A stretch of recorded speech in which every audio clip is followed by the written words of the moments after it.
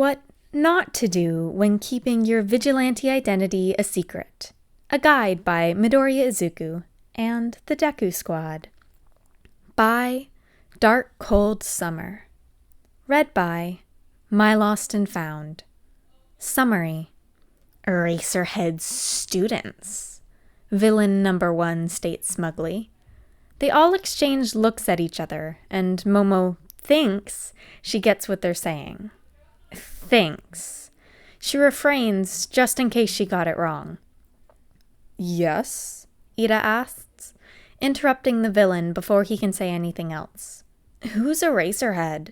And isn't that a trip to hear Midoriya saying, especially since he was the first to actually figure out who Aizawa-sensei was? We're students? Surprisingly, it's Todoroki who says this, completely deadpan. What are students? Uraraka chips cheerfully. Momo does not think that any of them really understood each other. 3 times one of the Deku Squad found out about, helped, and or joined Midoriya's nighttime activities. 1 time their teacher found out, and that time the entire class did. 0. Midoriya Izuku. It starts like this. Midoriya Izuku had never wanted to be anything other than a hero. Not really. It had never really been an option not to be one. Not even when everyone said that he'd never make it. Not in his lowest moments, when his dreams seemed like such a distant concept, and the weight of being quirkless weighed down on him, choking and screaming and overwhelming, and being a hero was the only thing he clung to. And definitely not at his highest ones. Why would he, when his dream is so close to being achieved? Emphasis on the fact that he had never wanted to be anything other than a hero. It's the little things, as most things often are. He still wants to be a hero, of course, but there are a lot more complicated emotions tied up in that Izuku really doesn't want to deal with too soon. Perhaps the first little thing, the one that's the first piece of the domino stack, is the sludge villain incident. Because it shouldn't have taken the appearance of All Might to save Kacchan from the sludge villain, not when there were so many pro-heroes around. It shouldn't have taken Izuku, a quirkless junior high student with no physical training, to do that. A pretty significant little thing most definitely would be the Hosu incident and the stain-related things woven into it. Because Todoroki-kun is right. If Iida had to face Stain, Native would have died. If Izuku hadn't shown up, Iida and Native would have died. If Todoroki-kun hadn't showed up, all 3 of them would have died. Is that really worth it in the name of the law? To just leave people to their deaths? The little thing that was a pretty significant addition to the domino stack, despite really seeming otherwise, would be a simple lesson taught by Aizawa-sensei. Because, as a hero fan, and someone with basic access to the internet and social media platforms attached to it, Izuku definitely knew about the many laws attached to quirk use, and the corresponding ones related to heroes. Objectively, he knows all of that. To understand and process that all these laws would now apply to him, as a no longer quirkless heroic student, is a complete issue altogether, and only really sunk in after that lesson. The final pieces fall into place a little after the first term's final exam, when Izuku's simple grocery store trip is interrupted. He's decidedly not thinking about the mall incident. No, that doesn't count. Not exactly. His trip isn't interrupted, per se, but he's never been able to turn a blind eye when he notices someone in need. It's barely even a fight, as he easily subdues the mugger. No obvious indicators. A little strange that they're not using their quirk, but it might not be very useful for mugging, or have unfulfilled activation requirements. Even without using his quirk, he restrains the mugger, makes sure the victim gets their belongings back, then heads home. The next day, Izuku's out looking for a suit that he can wear to Eye Expo. since All Might invited him. The store gets held up by villains. They're not very good ones, of course. Nothing all too scary or significant compared to the League of Villains. He would have been happy waiting for pro-heroes to arrive, but the villains started threatening civilians. Izuku makes sure to obscure his features by shrugging on a hooded jacket, then takes down one villain and sends the other one running. He runs too, because the other civilians called for the police. He can hear the sirens in the distance, and he really doesn't want to be arrested. He definitely won't be able to get away with it like in Hosu if he did. The day after that is the Island incident. He doesn't get to buy a suit, but he's lucky that his mom has spares. Even if said spare suit has an admittedly terrible color combination and is all but wrecked by the end of the night. And the day after that, back in Mustafa, Izuku reflects. Over his years of watching hero fights, there's been a bunch of chaos and destruction. The number of little incidents he's had a hand in during the time period leading up to the final exams is a lot. Even if he hadn't exactly registered that in his studied haze. According to Aizawa-sensei's lessons, those little things he's been doing can technically be counted as Vigilantism if he had a quirk while doing that. Izuku decides that, if he's going to end up in these situations and do borderline/slightly illegal things anyway, he might as well do it semi-professionally. He doesn't mean to drag his friends into it. Really? What sort of friend would he have been if he took away his friend's plausible deniability by telling them about his extracurricular activities? The issue, really, is that Izuku's schedule hasn't been this full in a while. Between general studies and heroics training in school, his vigilante activities, some extra training with All Might, and having enough time left over to spend with his mother, it shouldn't be that much of a surprise that he starts slipping up. Of course, there's another issue. His friends are just as loyal and chaotic as he is. Number 1. Iida Tenya. Tenchan is the first to figure it out, and Izuku really should have expected that. Of course, Tenchan is probably the only other person in class who knows what I'm planning to do something illegal that could end my career and is borderline vigilantism, but I think it's the right thing to do and I'm going to do it anyway. Looks like. That probably gives him an advantage, which is why he thinks he's the first to figure it out. Midoriya-kun, Tenya says, watching as his classmate and close friend startles awake, blearily blinking up at him. Midoriya looks exhausted, even excusing the fact that he just slept through homeroom, which Tenya normally would have commented on, if Midoriya didn't look like he was about to heel over. Yes, Iida-kun? His friend asks, voice rough with sleep. Are you all right? Tenya asks, not attempting to hide his concern. Have you been getting enough sleep? Is the school workload too overwhelming? I'm sure if you talk to our sensei, they can agree on something. Oh.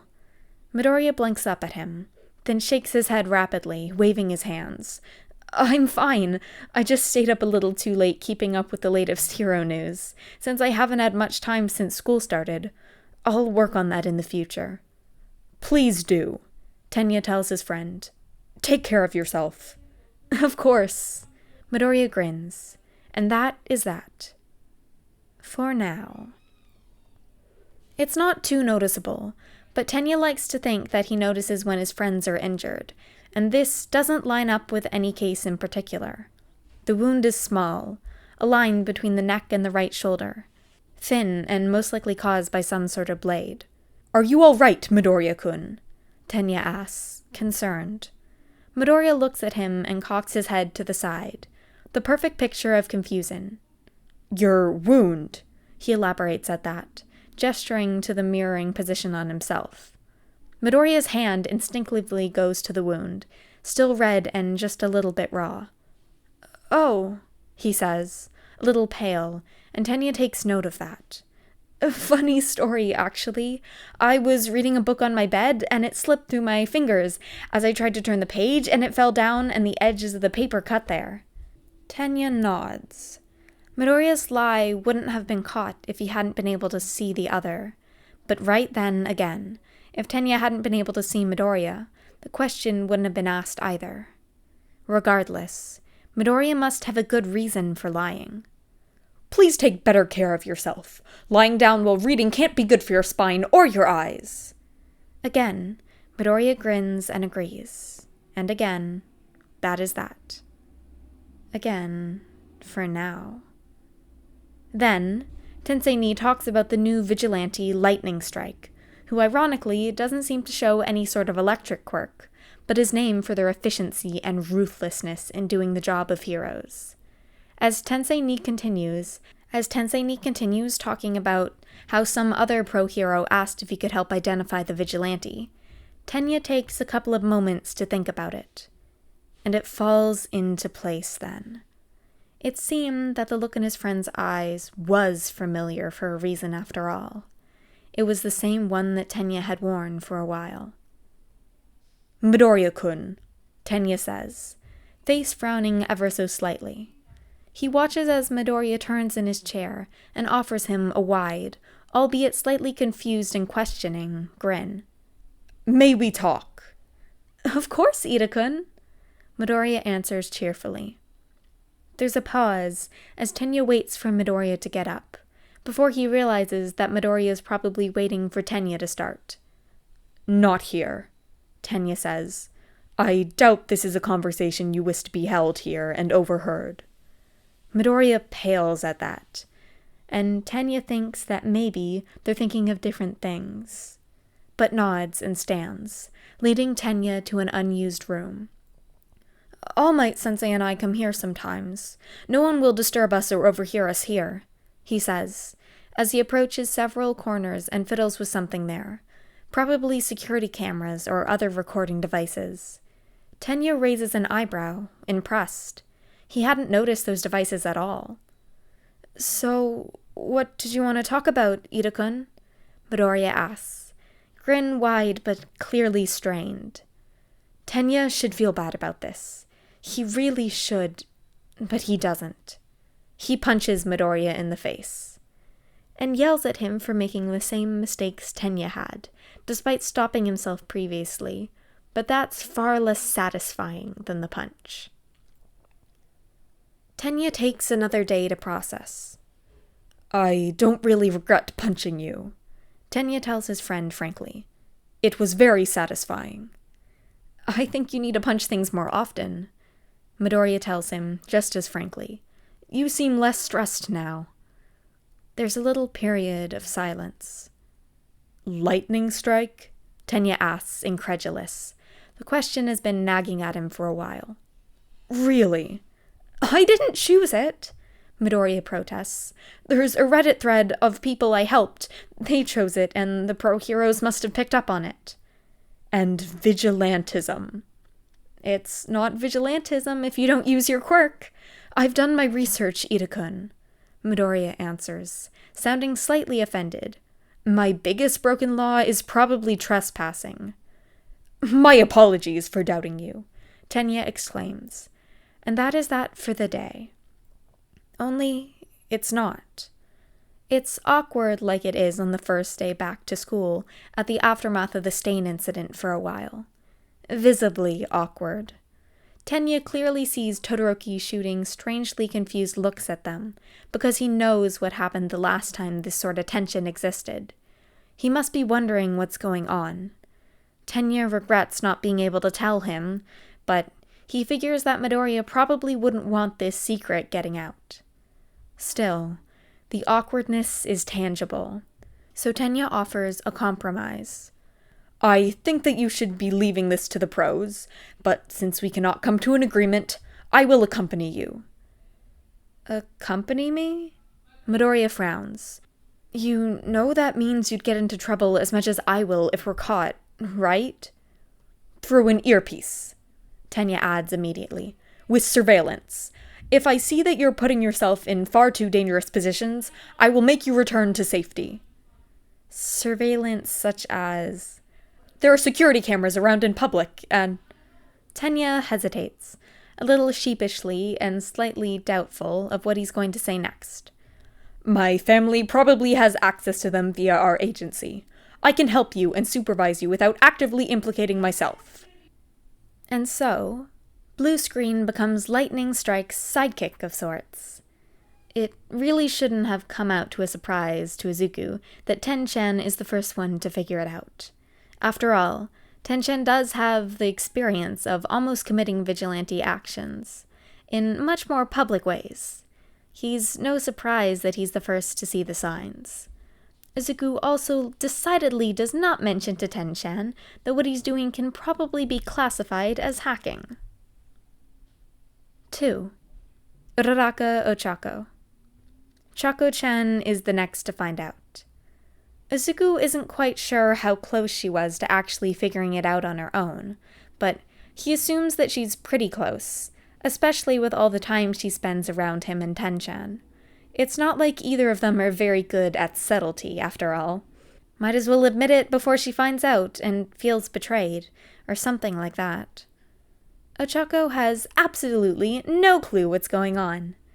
Deku-kun had met up with her as agreed, hair even more of a mess than it usually is, shoved a stack of papers into her hands, and told her to talk to Iida-kun about it, running rapidly in another direction, citing some kind of commitment that Ochako really hadn't been able to catch. She looks down at the papers. The first sheet seems to be a blueprint of sorts. It looks like Deku-kun's mouthguard, but if she's reading the notes right, more high-tech. She flips it over. Voice modulator is written on the back. Ochako looks at the next one. It seems to be some form of thermal-resistant protective clothing.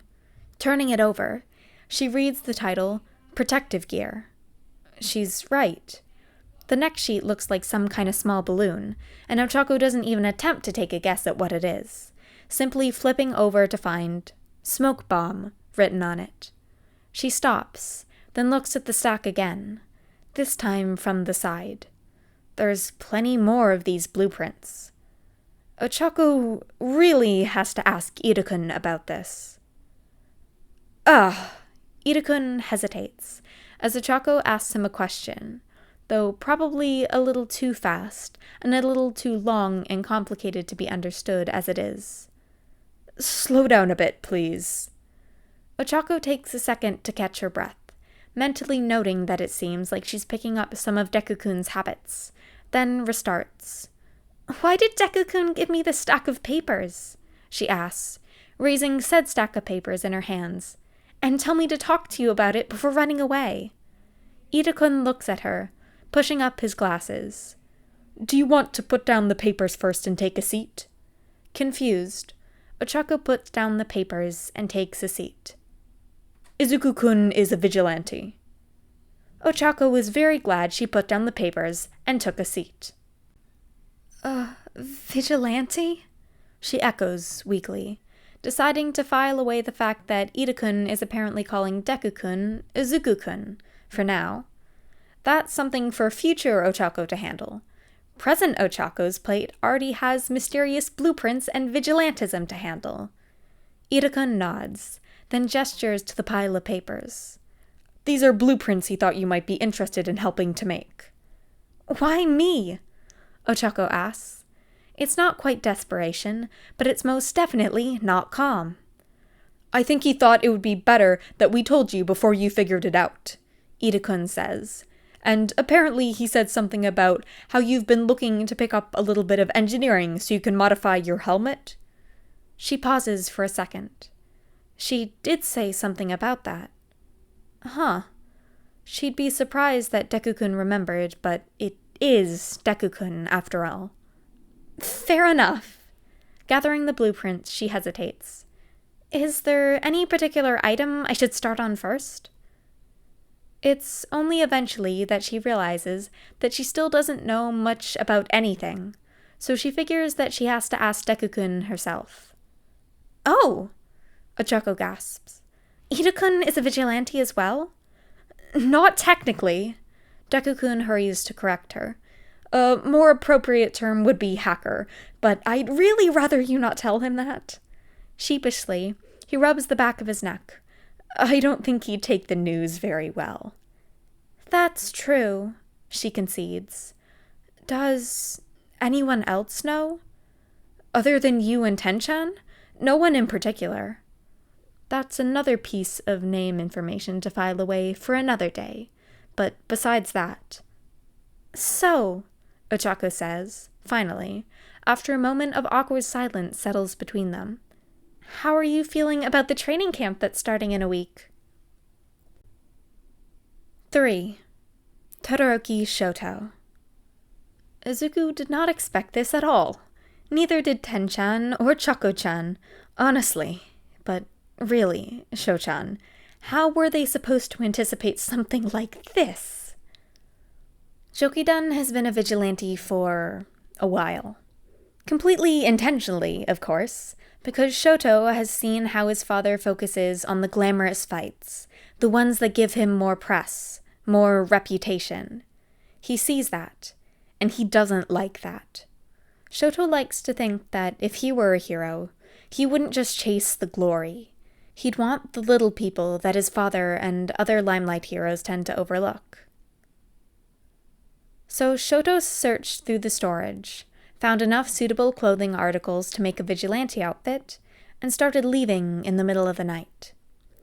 Jokidan isn't exactly a publicly popular vigilante, not like Knuckle Duster or The Crawler or Pop Step or the entire gang, the Nahuda Vigilantes, and the likes of them, but she's kind of well known amongst the underground community.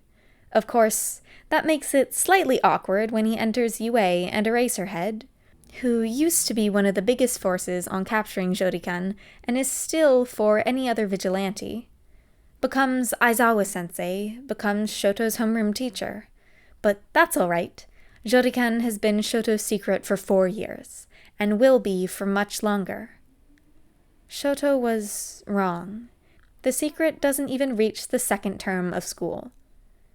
Jodikan is separate from Todoroki Shoto in many ways. Firstly, Jodikan is decidedly female-presenting. Kind of. It wasn't Shoto's original intention, especially not when he was just starting out. It's just that his red and white hair is very distinctive, and so he went searching for a wig. It just so happened that the only wig he could find was one of Toya's old ones, from when, according to Natsuo, he used to cosplay. It's vibrant, shocking blue, with hair up to his 11-year-old waist. Even now, without being tied up, it reaches halfway down his back. It started with the wig, and so Shoto had thought he might as well embrace it. And so he did. Jokidan wears a skirt, over a pair of pants and a pair of heeled boots, that Shoto spent a significant time searching for, honestly. Next, Jokidan does not have a scar over her left eye. Even 11-year-old Shoto had figured that would be a huge giveaway to his identity.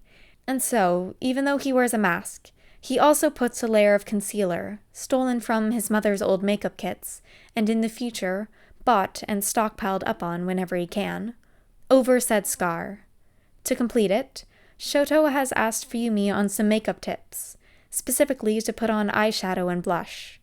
He later learns contour, but it takes a while to get the hang of that. It's precaution after precaution, to best disguise his identity. He also, as of recently, has been able to purchase and put on contact lenses, both a light gray. Lastly, Jokidan has a water and steam quirk, compared to Shoto's fire and ice one. It's really just a crude combination of using fire and ice at the same time, different amounts of sudden heat, causing either water or steam. The first use was a panicked accident, but Jokidan had years to perfect his technique. It is, despite its usefulness, something that Shoto has to keep distinct between his hero and vigilante personas, which is a bit of a pity. The point is, Shoto has done as much as he can to separate Todoroki Shoto, a fire and ice quirked male heroic student, with Jodikan, a long-term steam and water quirked female vigilante. So really, this shouldn't be happening. The newly debuted, Fairly efficient vigilante lightning strike. One thing Jodikan has that Shoto does not are useful information contacts. Stands in front of Jokidan. Todoroki-kun? Lightning strike asks hesitantly. Not here. Jokidan hisses, tilting her head towards the thugs on the street below theirs. Even so, as she and the new vigilante watch the action below them, she's busy thinking about them. There's a certain way his name rolls off Lightning Strike's tongue, familiar sounding, even if the voice itself isn't.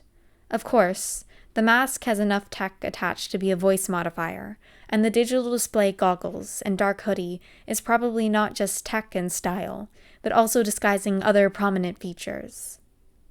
It's Midoriya's. That's probably the only thing that makes sense. The way familiar her alter ego's name is said, the general build of the vigilante, the way Lightning Strike helps, it's all quite reminiscent of his green-haired classmate. Blue-kun, Lightning Strike hisses into what's probably an intercom. Call her partner to meet after this, for now.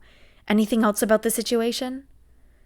Jodikan can't help but wonder who's on the other end of the line, who the mysterious blue screen is, because there's someone only heard of and never seen in the scene. Maybe it's someone Shoto knows as well. She almost scoffs at that, then remembers that nothing is impossible with Midoriya. Lightning Strike looks at him. You are... Jokidan. Jokidan-san, Lightning Strike says. Definitely a very Midoriya-style formality. Blue Screen Kun says that these thugs aren't anyone important. Jokidan nods, and they both jump down, knocking two of the thugs out. She cups her hands together to create and melt ice in the same moment, pivoting and throwing steam into the nearest thug's face. Next to her, Lightning Strike proves his efficiency, not even using his very recognizable quirk, as he punches one of the thugs, and swipes the other's legs from them in a single movement. Jodikan pulls some zip ties and passes them over to her temporary partner. They tie up the thugs quickly and efficiently, as Lightning Strike murmurs out instructions for Blue Screen to call the police. Might you come with me, Jokidan-san? Lightning Strike asks, arm outstretched. I think there's a couple of people you might want to meet. And Jokidan? Like with all things Midoriya, she accepts, taking the other's hand. Jokidan-san, this is Blue Screen Kun, who you may know as Ten-chan, and our support provider, Chako-chan. Guys, this is Jokidan-san, or Todoroki-kun. I'd say this was unexpected, Todoroki-kun. I never thought you were the type to be a vigilante, especially not for as long as Jokidan has been active. I'd say the same for you, Blue Screen. Guys, don't you think we can talk about this later? Deku-kun, I know this is important, but tomorrow's summer camp. We can do this after then. They do not have the summer camp to deal with it. However, they do have enough time to get the basics out, before everything goes to hell and Bakugo is kidnapped. When Kirishima tells them about his plan to get Bakugo back, Shoto can't help but glance at the rest of the Deku Squad. They exchange hesitant looks, glancing at each other. They already planned to go help save Bakugo anyway, but other people coming just means they can't go as vigilantes. Shoto says he'll agree if Zuko does. Zuko agrees.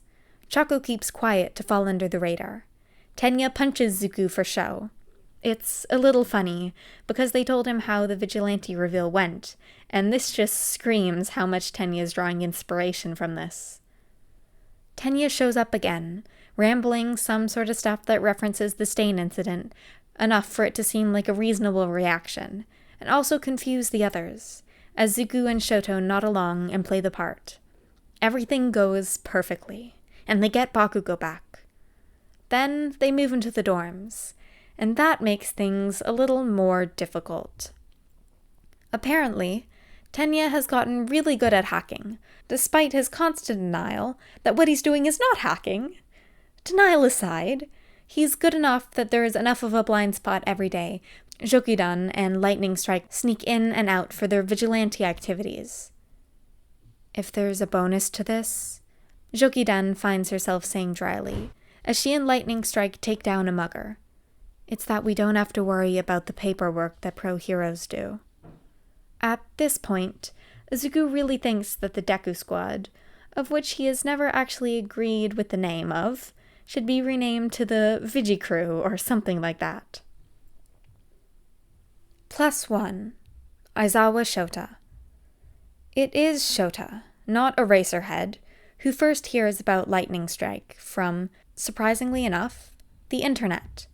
More accurately, Hizashi sends him a link with the text under it saying, "Thought you might be interested." And another saying, "Looks like one of your Vig Crew kids found another. Better get the adoption papers ready." Shota, being the wonderful husband he is, amuses his spouse, at the expense of his own dignity, and clicks on the link.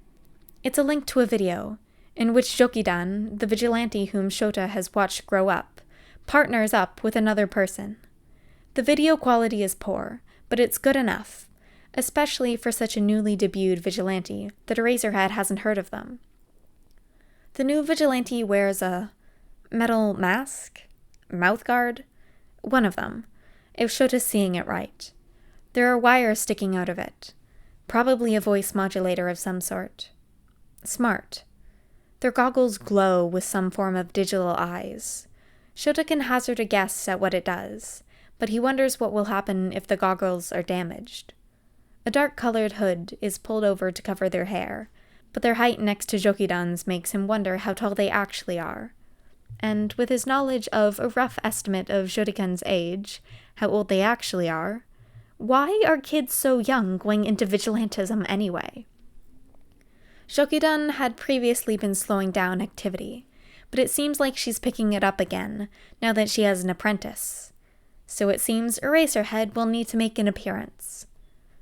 Shota is scrolling through his phone, doing some quick research on Lightning Strike, as the comment section of the video referred to them as, when some of the class starts trickling in.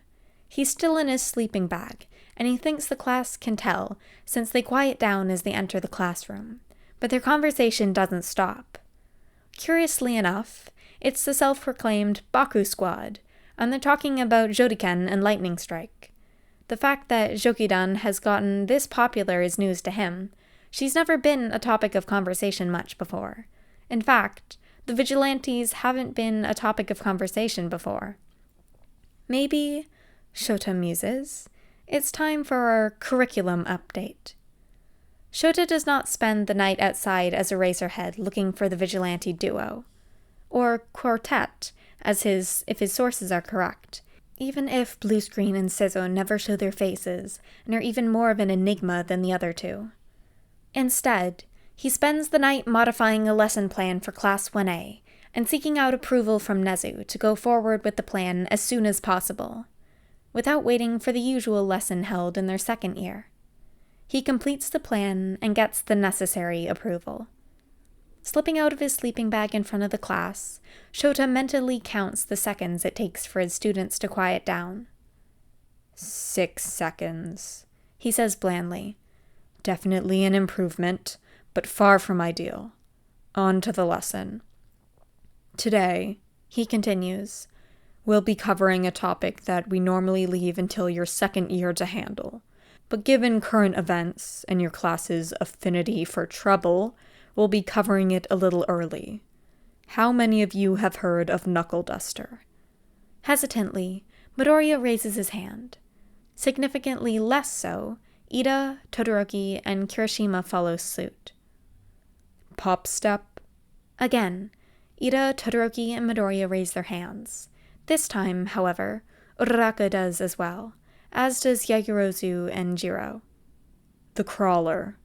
Still the same three, but with Uraraka, Bakugo, and Sero. How about the Naruhodo Vigilantes as a whole? About half the class, if not slightly more.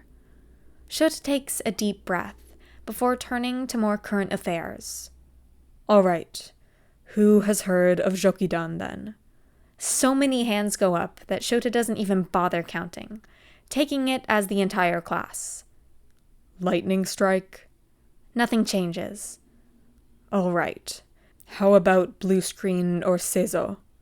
The same three keep their hands up, even as everyone else puts their hands down. He raises an eyebrow at them, because he's fairly certain that neither of them is common knowledge. Tensei Ni hears and talks about them sometimes, Iida says. He tends to ask me if I've encountered them. Endeavored hasn't stopped complaining about one of them, even though we're in the dorms and I don't have to hear him. Todoroki grumbles. I do research, Problem Child admits sheepishly. A lot of research. Shota nods in what must look like acceptance, but somehow he doubts what Midoriya is saying. As you've probably guessed, Shota continues, today's lesson will be about vigilantes. Let's start. The lesson passes quickly, with much enthusiasm from most of his students. They must clearly think that it's a fun, relaxing topic. Shota wonders how they'll react to the surprised test next heroics theory lesson. Anyway, now that his duty as a teacher is completed, Shota is free to become Eraserhead and chase after his, as Sasaki calls her, Vigi-Kid, and said Vigi-Kid partners in crime. He presses a kiss to his husband's cheek, untangles him from the pile of limbs, and jumps out the window, into the night. Finding Jokidan now is harder than it used to be, which is good, in a way, because that means the kid is getting better at her job. It's less good in another way, because if she's in trouble, Eraserhead's not too sure that he can get to her, or get her to help, fast enough. Still, harder doesn't mean impossible, and Eraserhead is nothing but determined to make sure the, not his, unfortunately, kids are all right. It takes a couple more nights than it used to. In that time frame, Class 1A does not appreciate the surprise Vigilantism-based test. Several things in the dorms have been set on fire, and far too little of them, pretty much none of them, are from Todoroki and or Bakugo. The dorms have been flooded, the classroom has lost a wall, and Shota desperately needs a drink, a nap, or something of the sort. Jokidan and his previous class never caused this much problems. Speaking of Jokidan, Eraserhead manages to find her new partner before he finds her. With actual use of his eyes instead of through a poorly recorded video, Lightning Strike's outfit is actually a dark cyan, their digital goggles making a gasping, "Ha!" face as he jumps next to them. "Eraserhead-san," they say cheerfully, and it looks like he was right about something. There's a little quality difference to the voice that shows, albeit faintly, that it's modified. Still, it doesn't look quite like any of the other voice modulators he's come across.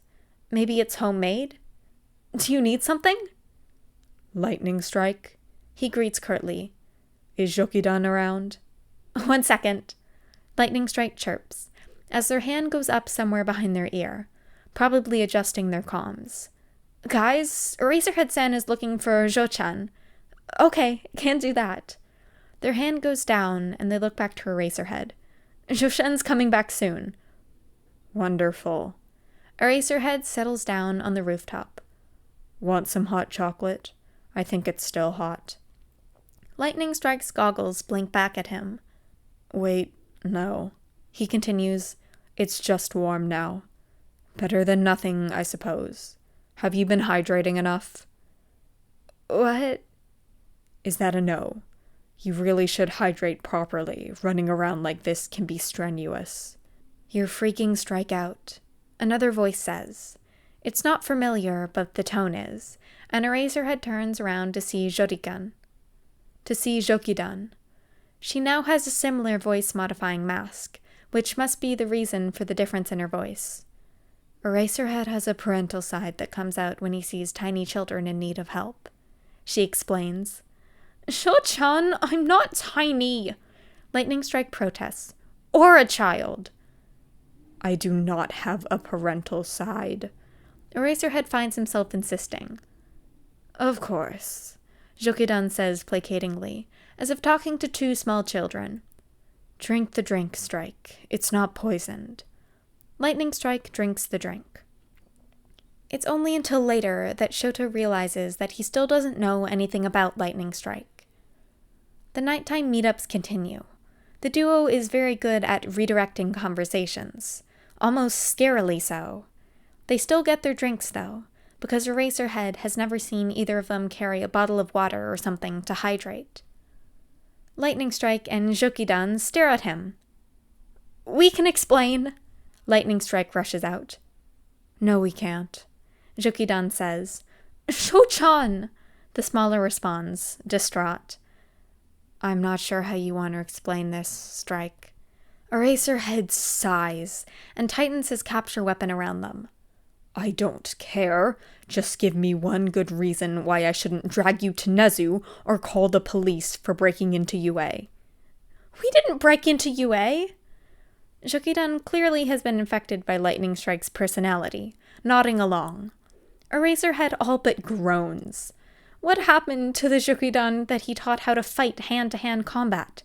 The tiny one who was so eager to learn and latched on to any and all human interaction like she was starved for it. The one who knew when she couldn't take on the bad guys all by herself and simply ran to get help.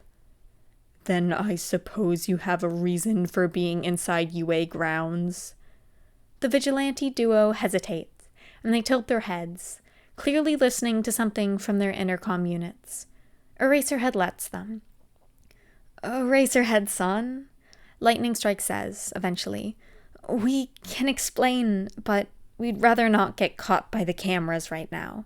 There's only so long that Blue-kun can hold them off. Do you have somewhere else we can go?" Eraserhead stares at them. They stare back. Against his better judgment, Eraserhead lugs the duo to his apartment on UA grounds. Hisashi is, thankfully, asleep. "So," he demands, "explain."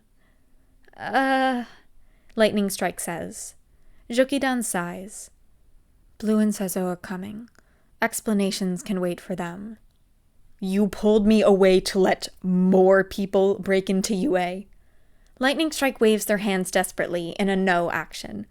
No one is breaking into UA."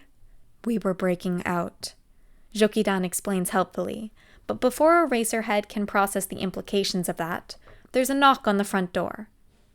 "That should be them," she says mildly. "Do you happen to have makeup remover? That'll help our explanation." "It's okay," Lightning Strike says. "I think Senchan brought hers." Eraserhead stares at the two, then goes to open the front door. "Good morning, Aizawa-sensei." Uraraka Ochako grins at him, carrying a duffel bag full of something. "We apologize for disrupting your patrol." Iida Tenya bows sharply, carrying his own backpack. This one clearly has a couple of electronics inside of it. Uraraka and Iida. Seizo and blue screen. Eraserhead turns back to the Vigilante duo in his house.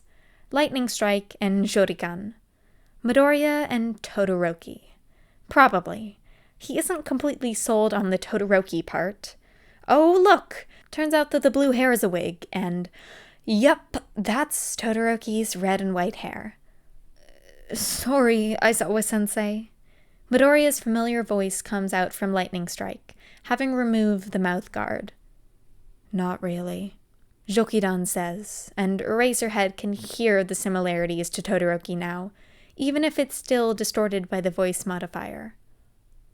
Why? Neither Eraserhead nor Aizawa Shota is paid enough for this. +1. Class 1A. Momo wakes up, but she doesn't open her eyes, taking a moment to breathe in and get used to the onslaught of sensation. Her wrists are numb and cold. Everything feels heavy, and there's a buzzing feeling under her skin. It's a little overwhelming, if she's being honest. She's not entirely sure what's going on, but it can't be anything good. Shifting, she opens her eyes. "You're awake," Kyoka's familiar voice breathes. "Finally." "What happened?" Momo asks, fighting her way back to the world of the waking. The floor is cold and damp, and definitely helpful in that endeavor. "There was an ambush," Midoriya says, but it quickly devolves into a series of murmurs. It normally wouldn't have been heard, but in this room, in near silence, and no one else willing to speak too much, it was clearly premeditated, especially since no normal kidnapping would have this quality of restraints. Quirk-suppressing cuffs of this quality are rare and expensive. To have this many of them, just enough for a kidnapped group, highly unlikely. The fact that we were taken down this quickly, despite the fact that most of us already have our provisional licenses, means that they probably analyzed our quirks and prepared appropriate counters. There must be a specific reason. Azuku-kun. Iida hisses, and Midoriya snaps out of it. Sorry. Quirk-suppressant cuffs would definitely explain the buzzing under her skin, her quirk fighting to get out. So, does anyone have a clue what they might want? Ochako asks hesitantly. None of the 6 of them have a clue. Eraserhead students, Villain 1 states smugly. They all exchange looks with each other, and Momo thinks she gets what they're saying. Thinks. She refrains just in case she got it wrong. Yes, Iida asks, interrupting the villain before he can say anything else. Who's Eraserhead? And isn't that a trip to hear Midoriya saying? Especially since he was the first to actually figure out who Aizawa-sensei was. We're students? Surprisingly, it's Todoroki who says this, completely deadpan. What are students? Uraraka chirps cheerfully. Villain number 2 and villain number 3 stare at them incredulously. Momo does not think that any of them really understood each other. I feel obligated to tell you how stupid this idea is, Midoriya says. Why would you let us call Eraserhead? He's a pro-hero, and he'll probably have a team of professionals, along with a class of very pissed-off students. This call will be perfectly trackable, and you'll have way more trouble on your hands. Asuka-kun, please! Iida all but begs. Please stop provoking our kidnappers. Momo can't help but agree. A better question would be why they want to call Eraserhead in the first place. Todoroki says mildly, and Iida sighs loudly in response to that. Uraraka suppresses her laugh. I mean, if this is some sort of convoluted revenge plot on Eraserhead, it's going to fail epically. Maybe money? Shoto-kun! It would have been better to target a limelight hero instead if they were looking for money. Midoriya points out helpfully. Todoroki nods in agreement. You're right. Glory, notoriety, fame. Eraserhead is a rather secretive hero. That's far more likely, Midoriya agrees. But I still think the revenge plot thing makes more sense. Or maybe they just really want to piss off a very protective pro-hero teacher, and UA, for no particular reason. The villains look just as confused as Momo feels, and how Kyoka seems to feel. Thank Kami she's not the only one who finds this increasingly confusing. Shut up! The villain number 1 hisses at them. You will call Eraserhead. We heard you the first time, Uraraka calls out, voice light. Kyoka elbows her sharply. Ow! You will call Eraserhead, the villain repeats, frustrated, and you will tell them to bring us the members of Ghost. There's a moment of very confused silence. The members of... what? Momo can't help but ask. Ghost! Who? Uraraka asks. Jokidan, Lightning Strike, Blue Screen, Seizo. The students make a general noise of comprehension. Quick question, Midoriya raises. Did you come up with a group name for them by yourself, or are people actually calling them that? He gets a noise of anger and frustration from the villain. Shut up! Right. I'll assume it's the first. Just so you know, Uraraka says, not too quietly. Seizo isn't technically a vigilante. They're just a support engineer who associates with a bunch of vigilantes. Villain number 1 takes a deep breath and heads outside the room. Villains number 2 and 3 look vaguely uncomfortable, even as everyone hears the ringleader scream. The phone rings, loudly, on speaker, with an actual speaker. Momo can't help but wonder if Aizawa-sensei will even pick up the phone. Then she wonders if there would be an echo. The ringing stops, and Aizawa-sensei's voice echoes through the room. "Who is this, and how did you get this number?" Momo isn't sure if she should be relieved or upset that he picked up. There's a moment of silence. "Well, I'm waiting." "You brats were just so talkative. Now you're not saying a thing," Villain number 1 demands. "Who are you calling brats?" Aizawa-sensei shoots back, and Momo can hear the understanding slowly seeping into his voice. "One of you, report." "We've been kidnapped. Everyone is mostly uninjured. Quirk suppress..." Iida starts listing off the facts dutifully, but is cut off as Villain 2 whacks him on the head with a hard object. "They want the vigilantes that you were talking about in class, Eraserhead-sensei." Momo rushes out, immediately, as Iida blinks rapidly. "Which ones? We covered a lot of vigilantes in class." More quietly, but still audibly. "Problem children." "The ones like Jokidan and Lightning Strike," Hyoka says. "Don't forget Sezu and Blue Screen," Uraraka adds. "And who has been kidnapped?" Aizawa-sensei asks. "Iida, Yaoyorozu, Jiro, Uraraka." "Me and Zuko," Todoroki says, and whoa, when did they get this familiar with one another? "And you, kidnappers," Aizawa-sensei says, but it sounds more amused than concerned. "You kidnapped these students to get the Vigikids." "Vigikids?" Midoriya echoes softly and incredulously. "Yes," Villain number 1 says confidently. "Hilarious," Aizawa-sensei says flatly. "Stay safe, kids." Then he hangs up. "So," Uraraka says slowly, "what do you think they want with the vigilantes?" "Revenge," Villain 2 says simply. "Shut up," Villain 1 says. It's not particularly clear who that's directed at. "Who hurt you?" Midoriya mumbles, but stays silent afterwards. Aizawa-sensei and a good portion of the class burst into wherever they are. The rescue goes far quicker and smoother than Momo would have expected, aside from Iida's concussion and a stab wound that Midoriya received in the process of escaping. They're otherwise largely unharmed. The whole class experience has been both confusing and enlightening. Momo definitely didn't know that Aizawa-sensei was so close to the vigilante group. "All right, class," Aizawa-sensei says. "To end off our series of lessons on vigilantes, we've got a couple of them to come in and teach you your lesson today." "Aizawa-sensei?" Toru asks. "Iida, Uraraka, Todoroki, and Midoriya aren't here yet." Aizawa-sensei stares her dead in the eyes. "Don't worry about it." She frowns, even if no one can see it. "But..." "Don't worry about it," he repeats with emphasis, then clears his throat.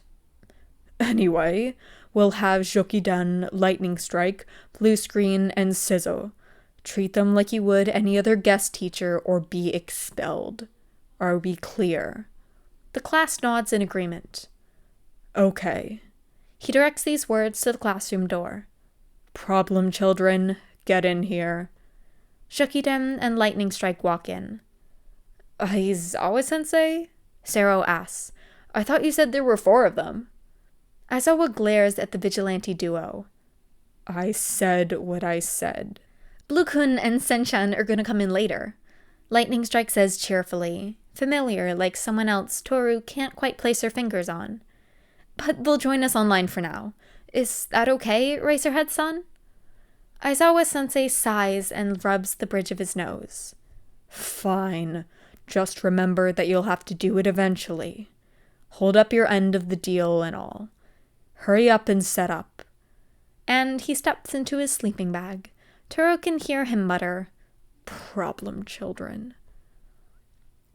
The presentation goes smoothly, even if slightly awkward on the vigilante's end, for some strange reason. There's a little cartoon ghost on the screen, in place of a video showing Blue Screen and Sizzo. Toru has never had a more interesting theoretical heroics class before. Yes, this included the lesson spent on choosing hero names. It continues until a question and answer session at the end, and Jokudan leaves, quoting something that no one else can hear as a reason. "Lightning strike, sensei," Sue asks, even as said vigilante winces almost imperceptibly at the address. "Aizawa-sensei said something about holding up your end of the deal. Could you explain that?" Lightning strike glances at the clock and at the screen. Blue-kun, Senchan?" "You can do it now," Blue Screen says. "Jokidan-chan should be back soon." "Go, Strike-kun," says Cheers. We were caught by Eraserhead-san," Lightning Strike admits. "He thought we were breaking into UA and found out our civilian identities, and we made a deal. We would get proper licenses to do this legally, tell him when we do it, and you guys get our identities. And we'd get off without getting incriminated." "But why us?" Jiro asks. Lightning Strike shrinks into themselves. "Well, I'm back." Jokidan enters the door. Only, not quite. It's Todoroki-kun who speaks, walking into the room in Jokidan's outfit, a wig and mask in his hands. Instantly, Toru snaps back to face Lightning Strike, who has removed their hood, mouthguard, and goggles, revealing Midoriya, staring back sheepishly at them. The screen's little ghost logo disappears, and Iida and Uraraka are on the other side. "Surprise!" Midoriya/Lightning Strike offers, and the room bursts into unrestrained chaos. Oh wow, this was long. We went from a 20-minute video yesterday to, as of pre-editing, this is an hour long. Wow, I decided to record this one on my bed, and my legs went like numb halfway through. This was a bad idea. And like, my family just insists on being loud. But I hope you guys like this one. Someone requested a like vigilante or maybe like a mafia AU kind of thing, and I like just read this one, so I thought this would be great to podfic, even if it is pretty long.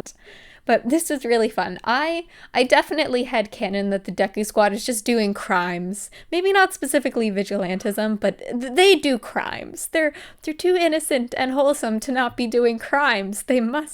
They crime. That is a thing. But this was really good. There's like more in this series. I don't think I'm gonna podfic them, but they're kind of like AUs to this specific like AU. Like they're different variations on how this vigilante team kind of thing could have gone. And I read them and they were really good. So if you want to check it out, check out the link in the description. But yeah, hope you liked the second episode of the 1.5K special. And see you tomorrow for another video. Bye!